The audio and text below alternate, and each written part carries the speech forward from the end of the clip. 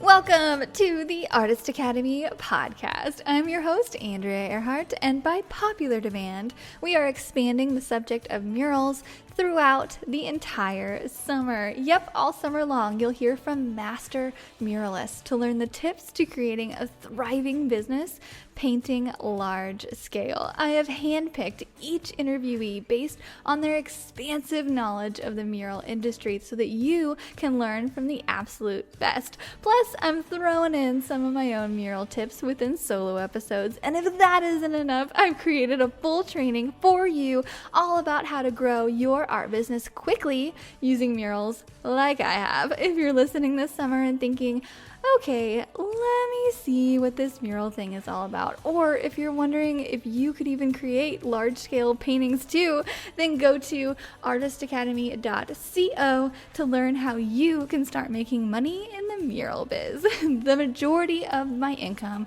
comes from murals, and I want to help you get started too because I know how profitable they can be.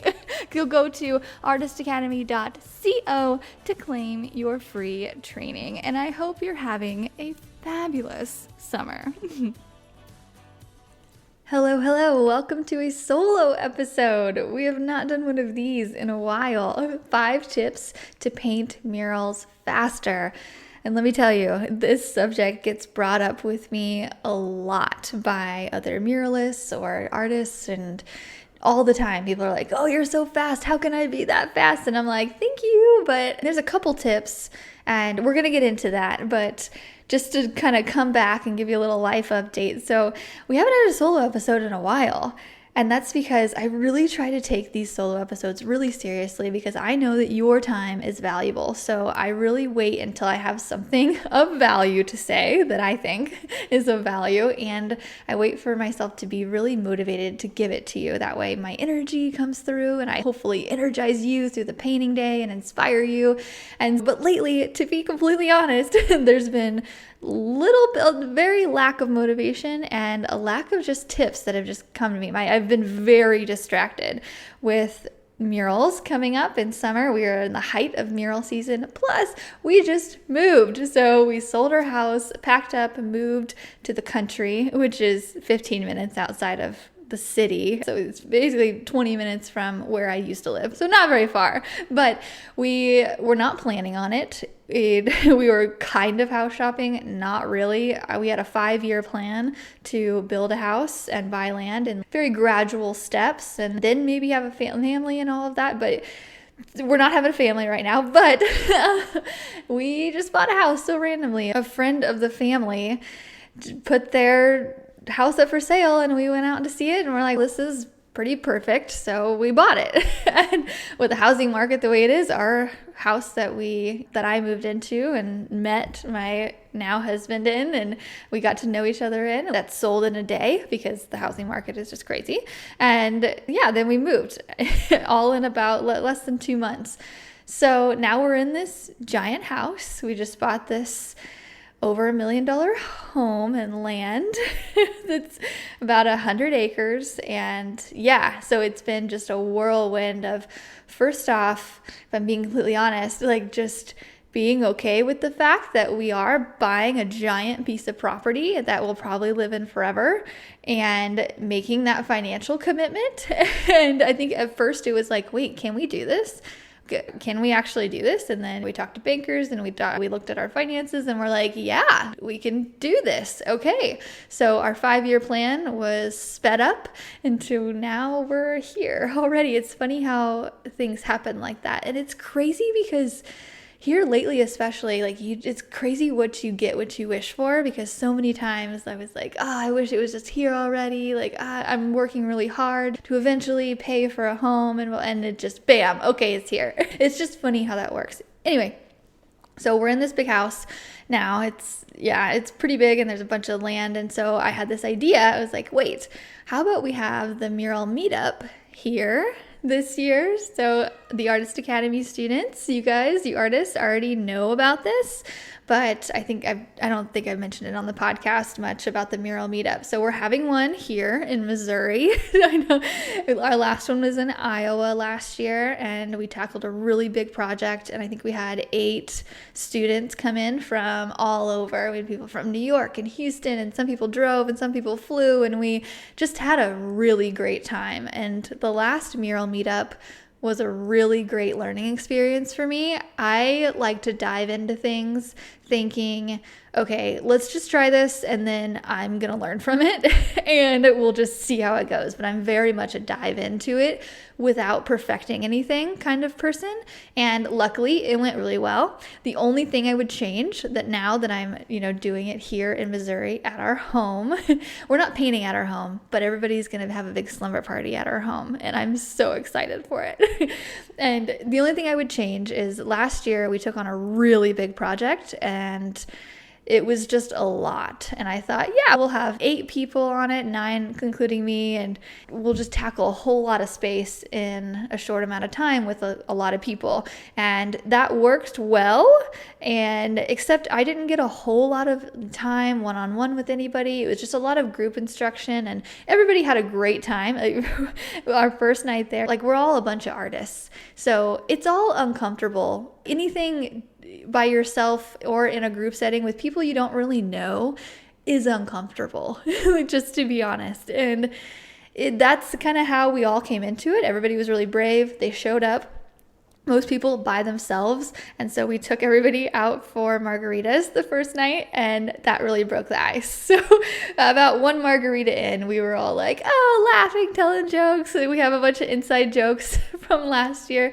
And we all just had a really great time, but we worked a lot. It was late nights, and as soon as you got up, it was go out and paint, and we learned a lot, and it was a really great time, but we worked a lot. And so this year, I want the focus to be more on fun and having a slumber party thing. Like I mentioned, we're going to have a big artist party one night where some amazing artists from the Missouri area that are just phenomenal artists are going to join us, and we're going to go look at a museum, and we're going to paint a mural. And yeah, it's going to be more bonding focused and painting technique focused, and I'm so excited. So it'll be here at my home. We're actually painting a 40-foot mural about 15 minutes away from the home, but yeah, we're staying here, and yeah, I'm so excited. So that is your update on life and an upcoming mural meetup.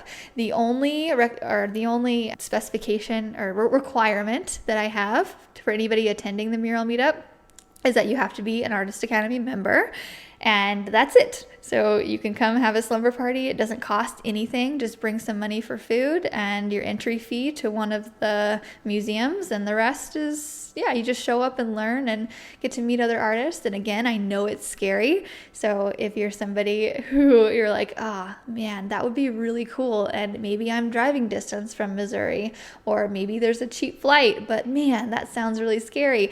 Just know that everybody's in the same boat, but as soon as you get here, it's going to be awesome, because 90% of the people that came last year are coming back again this year. So we'll probably have 20 or so. I don't know. It's going to be a blast. So yeah, the mural meetup is coming up in July. Let me know if you have any questions about it and whatnot, but I'm probably talking about it a little bit more from now and then. Anyway, so now after 7 minutes of just kind of going on and stuff, let's get to the 5 tips to paint murals faster, which kind of goes, hand in hand with our mural meetup coming, because we're going to learn some techniques in person. Because there's only so much that I can tell you on a podcast in audio without me either being on a video or in person, even better, explaining it. But I'm going to try, because there are several tips in here that really audio is all you need. But there are some that video and in person would help a lot. Anyway, okay. Yeah, I'm making this episode because I constantly get questions about how to paint quickly, because artists see me creating a mural in a day or 2 and think, why can't I do that?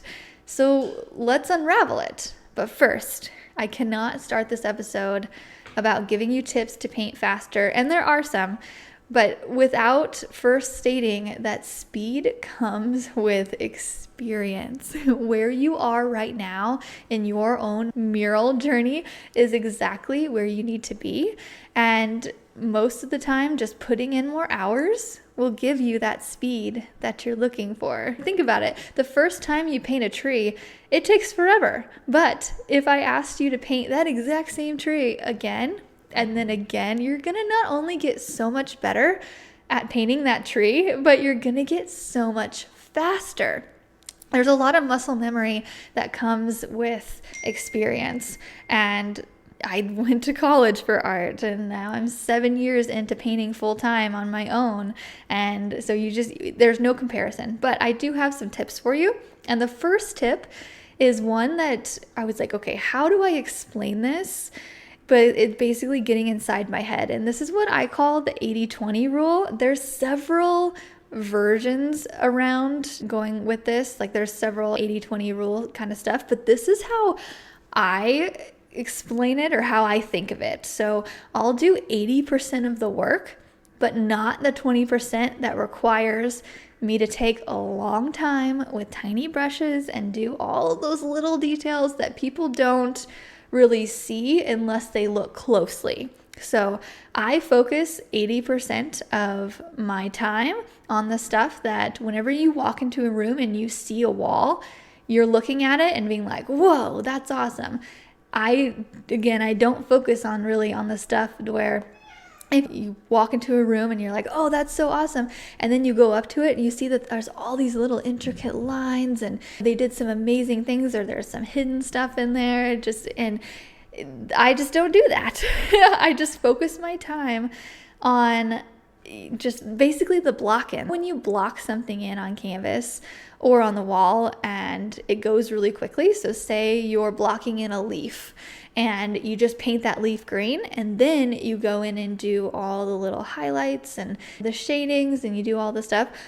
Basically, the block in is not far from my final result. So that 80% of effort is taken up in just basically putting my brush on the wall and blocking it in with one color green, and then dipping my brush in the black a little bit, giving it a little shadow while it's still wet, and then dipping my brush in the white, maybe cleaning it off in the middle, and then in the white, maybe a little bit of yellow on there and giving it a highlight, and that's it. That's all I do.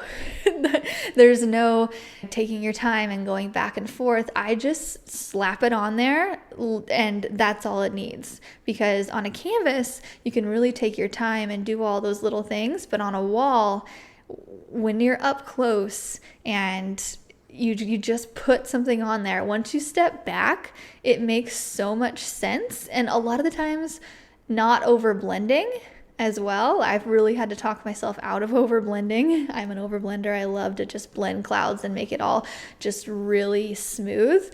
Just a lot of the time, just taking my brush and slapping a little, I don't actually slap the wall, but just putting my brush on the leaf that I'm painting and just letting it have that line on there to where it looks like a highlight, but it's not overly blended. It's funny what happens when you step back. I think it looks even better not spending a ton of time on it. When you get up close to it, it doesn't look as good. But when you step back, just having those raw paint marks on there that's not over blended and you're not overthinking it, and you're just putting it on there. You're coloring it in with a shadow and a highlight. That's all my murals are. And again, it's kind of hard to explain exactly what that is. So I'll probably put some videos in the Academy. Actually, there are already videos in the Academy about this, about how I block in and then I go in with a shadow and a highlight. We actually just did that 2 weeks ago. and yeah, so it's kind of hard to explain, but I'm spending my time on what people are going to see right when you walk into a room, and not spending my time on the little bitty details that honestly make paintings really amazing. And I'll also say a lot of my customers, they don't necessarily have the budget for me to go in and spend a ton of time on all the little stuff to make it that museum quality. So I'm not going for museum quality. That's another thing. If you're going to do anything quickly, it's not going to be museum quality. It's going to be good. Like, my work is good, but it's not, what a high-end artist does. Not that I'm calling myself a low end, but I do just enough to make the client happy. That, I guess that's another thing. And a lot of the times, if I just put something on the wall and I'm like, okay, I'm pretty sure that's good as it is, I'll bring the client in and I'll say, hey, do you like this? And I'll judge based on their first reaction if I need to spend more time. Because a lot of the times I'll be like, hey, I just painted these leaves over here. Do you like them? Does it make sense to you? Is this, the type that you wanted? And they'll be like, oh my gosh, yes, I love it. I'm like, okay, I was thinking about maybe spending a little bit more time on it. And they're like, no, it looks great. And so I'll judge on that. Or if I'm like, hey, I thought I was going to maybe add some thorns or vines going through there. And would you like that? And they'll just tell me. They'll be like, or if they're confused, they'll be like, I don't know, what do you think? I'm like, nope, then it's good as it is. If you're not really thinking it needs something, then there you go. So it's just a lot of communication and just putting it on the wall and leaving it. and that's it. A one-day project, say they have $800 to spend and no more, so I need to figure out a design to get that thing done in one day. And I do have a tip for that as well. So I will pick images that I know will be faster than others.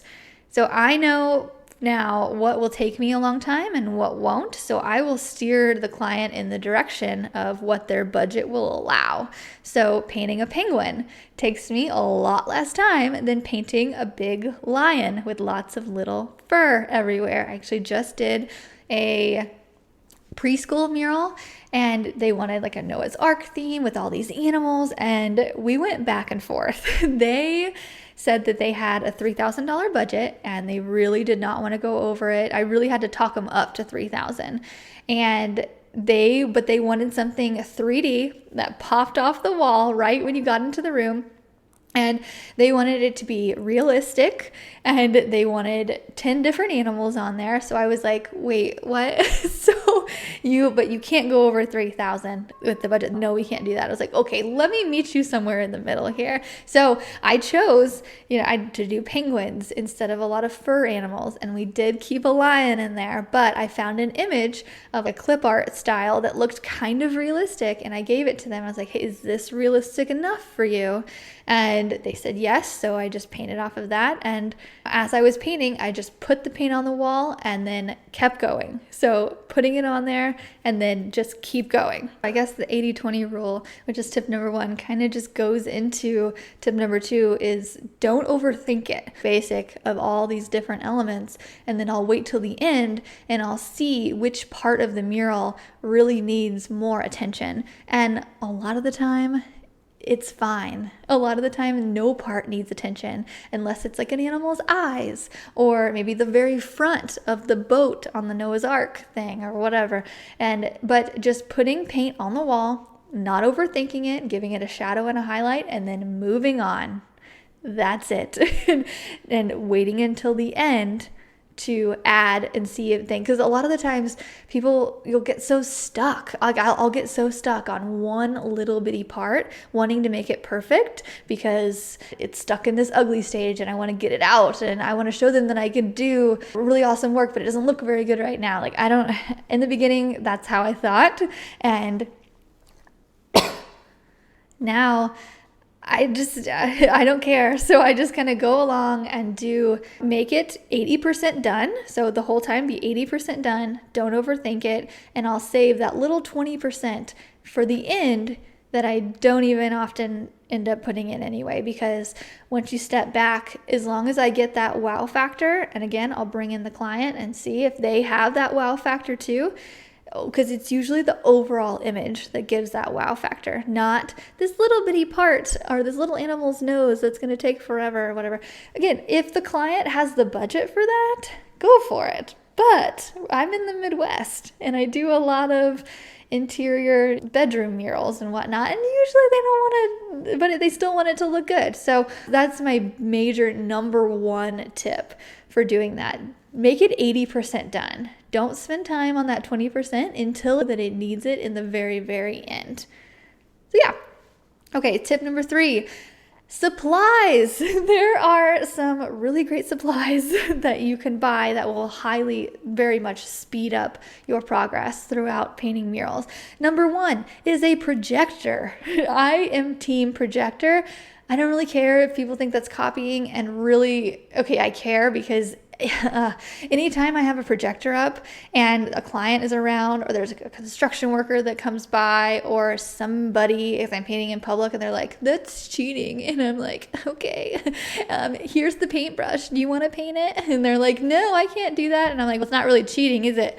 Like, it annoys me if you can't tell. So I have a projector. I have an Epson.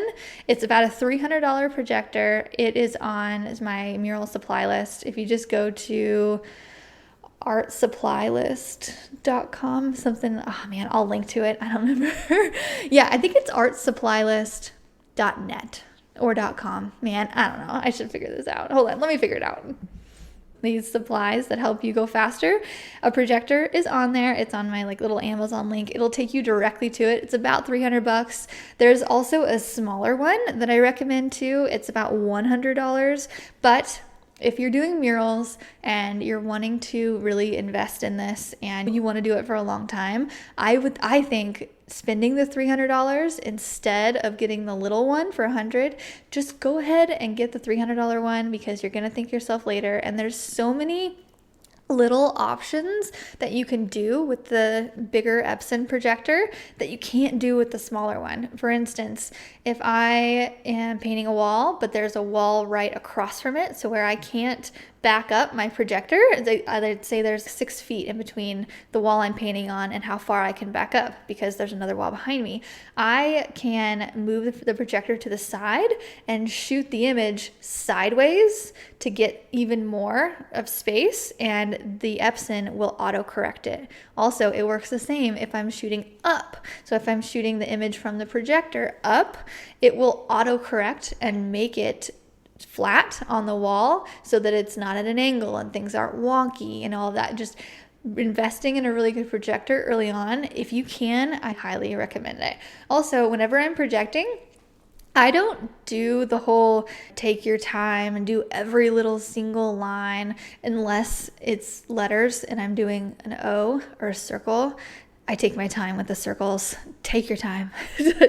That a projecting a circle and painting a circle is tough. So that's the only time I will really take my time with a projector, is with a circle. But in general, like with the Noah's Ark one, we projected it on the wall and I just went around the outline. I just kind of made even little X's where the eyes were going to be on the animals, or very quick. I don't rely on the projector as much because I've spent my time drawing and painting, and so I trust my abilities. The projector is more for me of just, hey, this is where it's going to go on the wall. This is where the boat is going to go. This is where the animals are going to go, so that I'm not placing them and trying to size them one by one. And there's another way to do it. There's the grid method, which, if you don't know how to do a grid method, it's basically you put chalk lines of squares on the wall, and then you put little inch squares on your paper, and then you line it up, do some math in there, and then you basically just copy it. Kind of like those one books that we used to copy things back in the day. We used to just follow the square for square, and it takes so long. I remember when projectors first came out, man, I was working on a job site and I brought my little bitty projector so the $100 projector that you could buy today, it cost me $400 back in the day because technology just wasn't there. So I brought my little bitty projector on because the big projectors cost $1,500, and I was like, no, I can't do that. So just invest in the $300 projector. You guys have it so easy nowadays. Anyway, I brought it on a job site and I brought my little projector up there and I shot the image up there, and there were these older artists around me being like, what are you doing? That is, I guess she's going to do it like that. And I was like, yep, I'm going to do it like that. But the next year, working on that same job site, the company had bought big projectors for the artists to use because it sped up time so much, and they wanted them. They started requesting it, and it's just going with the times. Back in the day, they didn't have this kind of stuff. Now it's just amazing shooting something up on the wall because we've already designed it on the iPad and Procreate, whatever you're using, which is also another big tip or another supply tip for Procreate on the iPad. Very awesome. Like I'll tell them, hey, send me a photo of your wall, and I will put their logo up on that photo just very quickly, send it back to them. And then actually this just happened yesterday. Somebody sent me a photo of their wall. I did it, got it back to them. They said, hey, can we get it 3 feet smaller? So I sent them back 2 different other options really quickly. It took me 5 minutes to do in Procreate. I'm not sketching out with pen and paper. That's not happening.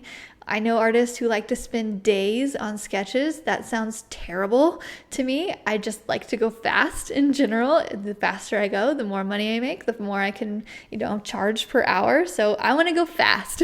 And yeah, so the projector, certain areas on the mural, I'll just draw something like, okay, fill that area in black. So he'll do it. He's very quickly with it. But having some muralist or some artist come on, and he was working next to them even, and he was like, hey, no, so you use this big brush and you basically spoon the paint from the bucket and then smear it all on the wall. That's what you do. No, you don't dip it and then slowly just kind of take your time filling it in with a tiny brush. He's like, no, use this big brush and spoon it on the wall and spread it all around like that. Yeah, it's a different mindset. With canvas, we can take our time. We're in our house, but on a mural site, I don't want to hang out at someone else's home for as longer than I have to, and I don't want to hang out in the sun longer than I have to or outside. I want to get it done, so I'm using a big brush, and I want to challenge you to, if you don't want the 5-inch brush, which I use all the time, and you just use a bigger brush than you're used to using, whether that's a 1/2 inch more, 1 inch more, double the size, whatever. Just use a slightly bigger brush and watch your world just transform, because it gets done so much faster. Tip number 4, set a deadline. I was talking to my husband about this. I was like, okay, I want to make an episode or just talk about painting quickly. Like, why do you think I paint quickly? And he was like, I know. I was like, why? He's like, it's because you were trained like that. What do you mean? He goes, you're always talking about how when you were at Bass Pro, like everything, it was so quick. You had to work so many hours. And I was like, oh my gosh, you're right. So whenever I was first starting out and working for Bass Pro, there were major deadlines. So we were working after the construction workers, but before the retail people. So they would build the walls, the construction workers would build the walls, and then we would come and paint the walls, make them look all pretty, and then the retail people would come in with shirts and all of that and lay out the floor. But a lot of the times we were all kind of working over each other, but you didn't want to be in the way of someone making a display of clothing. You didn't want to get your paint on that. So there was so much motivation of people around you being like, hey, like we need to set this up, and hey, the store is opening in a week. Like what? And so having that deadline and that pressure, although somebody else gave me that deadline, it really helped to speed things up.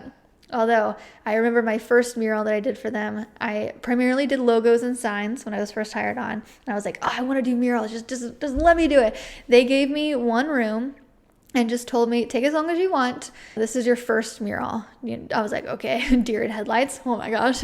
And there wasn't a ton of rush in that, which is why I want to go back to, if you've never painted a mural before, or you've done 1 or 2 or 3, or if you're in your first year of your career, I wouldn't worry about going fast. Just take your time, because that's what I did. But then after I did my first one, they kind of expected, okay, now we need you to come out and do the next one a little quicker. Okay. And there was always that lingering date of the store opening just there, that we all knew when it was supposed to open, and they weren't going to change it, because if we weren't done with the painting, they were opening anyway, although we always got done miraculously. I don't know why. They are magic workers. People who have a deadline to get something done will get it done. Think about It's the same with hiring. I'm noticing if I give someone a week to get something done, they will take a week to get it done. If I'm like, hi, I need this by tomorrow morning, they will give it to me by tomorrow morning. It's the same with us. So we have to set ourselves a deadline. And so I would challenge you, give yourself a hard deadline and stick to it. So I want to shout out Whitney Santee. She is in the Artist Academy Advanced and she's been in there for a while and she's just great. And I've noticed a couple lately, I'm not sure if she's working on her speed or she's wanting to be just creative and try something new. I don't know, but exactly, I don't know what it is, but she has been just using leftover paint and she's okay, I'm not going to overthink it. I'm just going to give myself 30 minutes or 45 minutes and I'm just going to paint it. And it's amazing what she can do when she's okay, this is just for fun. Like, I'm not going to overthink it and I only have less than an hour. I'm not spending more than an hour on this, or that's all the time I have. And so she painted it and you look at it and you're like, she really got focused and really just let herself do it. And it's a really cool exercise that I didn't even really think of. I'm getting this idea from Whitney and I think she does it beautifully. So shout out to Whitney. Thanks for the idea for this. But I highly encourage you, if you want to get faster, then practice being faster. Give yourself a deadline and don't overthink it and just paint. Say, okay, I only have 30 minutes to do this. Let's just see what I can create and then see what you can create. And tip number 5 is hire someone. We're going to have a whole podcast episode, everything, lesson, all that on hiring. But yeah, because it's like, it's my new hurdle thing that I'm going over here recently of just hiring different levels of artists to try to go faster. And then sometimes they speed it up and then sometimes I would just be faster on my own. But the majority of the time, if I hire someone, they're speeding it up into where, and it's not double. So anybody who thinks that if you bring another artist on, it's going to cut your time in half, that has never been a thing with me because I paint very fast in general. And I have yet to work with, Whitney. So a different Whitney, Murals by Whitney in Houston. She's pretty quick, but we haven't worked on a really one together. But anyway, so I'm sure if I hired Whitney in Houston, she might help cut my time in half. But I prefer to bring on students or people who I can train and give opportunities to and help them, teach them and learn. I like doing that. And so just knowing that, coming on and having them help me during the day and do the project, I have to totally get out of my mind that, okay, this is not going to be cut in half, but they're going to save me an hour or 2 hours or 3 hours or 4 out of the day, to where a long day turns into a normal day, or a normal long day. So a normal day will turn into a half day or whatnot. It's just, or a 2-day or 3-day project turns into a 2-day project. It's saving a whole new day.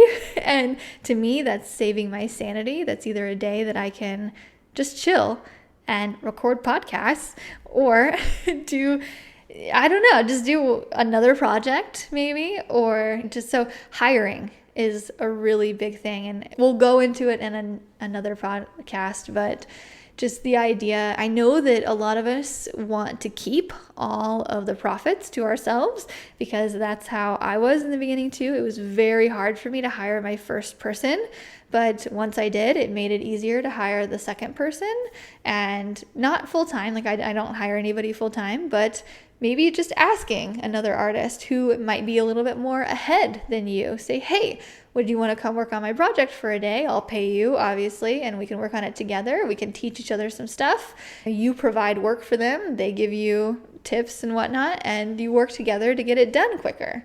There's so much that you can learn from another artist that I can't even express to you, which is why we are doing the mural meetup. So just circling back around to that, you get a lot from podcasts and you get a lot from lessons online, and it's just another level getting an in-person lesson from someone who has been there, done that, and wants to help teach you in person. Just seeing the setup, seeing the flow of how someone works and just what their routines are, just what kinds of brushes do they use, how big are they, seeing those supplies in person. It's just, there's so much good value that can come from painting with someone in person, which is why we're having the meetup. And so if you have more questions about that, let me know. But yeah, that concludes our 5 tips. And I really hope you'd enjoy this. But I also want to end it real quick and then we'll be done. If you are in the first couple years of your art journey, just focus on learning. Maybe use a bigger brush and a projector or whatever, but focus on being a good painter because that is the foundation for everything. And I think sometimes we get caught up in making more money. I know I do. And we want to get it done faster so we can make more money. But if you're in the first couple years, especially, taking time to learn and make something better and make yourself better is an investment that you'll make in yourself right now that will make you more money in the long run because we're all in it for the long game, right? Right? Okay. All right, that's it. I will see you guys next week.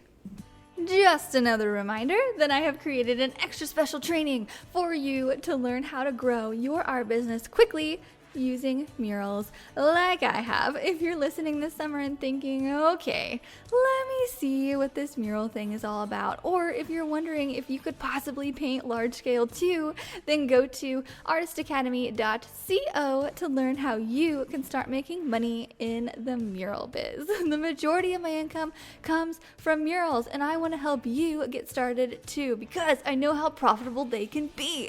So go to artistacademy.co to claim your free training, and I will see you next week.